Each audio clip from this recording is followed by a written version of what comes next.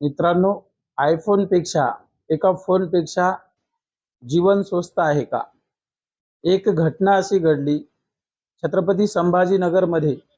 एका डोंगरावरून काही लोकांचं म्हणणं आहे की आयफोनसाठी कुणाल चांदवडे या मुलांनी त्याचा जीवन संपवलं आणि त्याचंच नाही तर त्याच्या आई वडिलांचं सुद्धा जीवन त्यांनी संपवलं.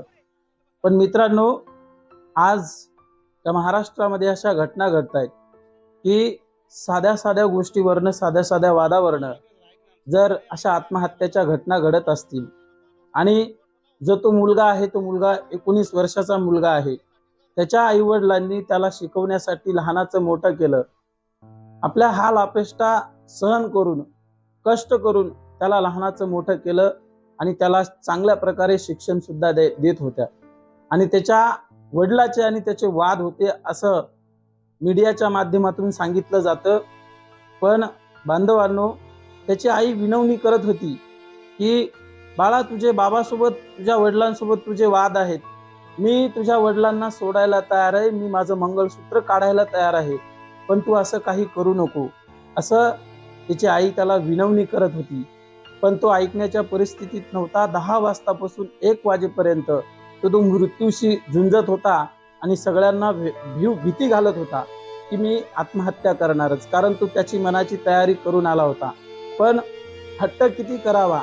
आणि आज खरंच आपल्या मुलांना संस्काराची गरज आहे. ज्या गोष्टीची आवश्यकता नाही ती गोष्ट जर लहानपणापासून आपण आपल्या मुलांना दिली नाही, त्यांनी जर आज आपल्याला एखादी गोष्ट मागितली आणि ती एखादी वस्तू मागितली आणि ती वस्तू लगेच आपण 1 तासात किंवा त्याच दिवशी त्याला जर दिली, तर लहानपणापासून त्याला त्याची सवय लागते. पण जर एखाद्या गोष्टीची गरज नसेल तर ती गोष्ट त्याला द्यायची नाही, ते आपण टाळायचं आणि त्या गोष्टीची गरज नाही, त्या वस्तूची गरज नाही, ते आपण त्याला समजावून सांगायचं. पण हा कुणाल चांदवडे हा जीवानिशी तर गेलाच, बापाने वाचवण्यासाठी गेला आणि बापाला घेऊन तो दरीत कोसळला.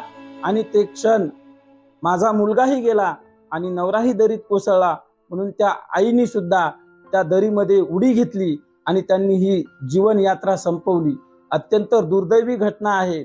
आपल्या मुलांना चांगले संस्कार आई वडिलांनी दिले नाही असं नाही, पण जो हट्ट असतो तो हट्ट लयाला जातो आणि असं होऊ नये. मित्रांनो, आपल्या मुलांना कुठली गोष्ट द्यायची आणि कुठली वस्तू द्यायची नाही हे आपण ठरवलं पाहिजे.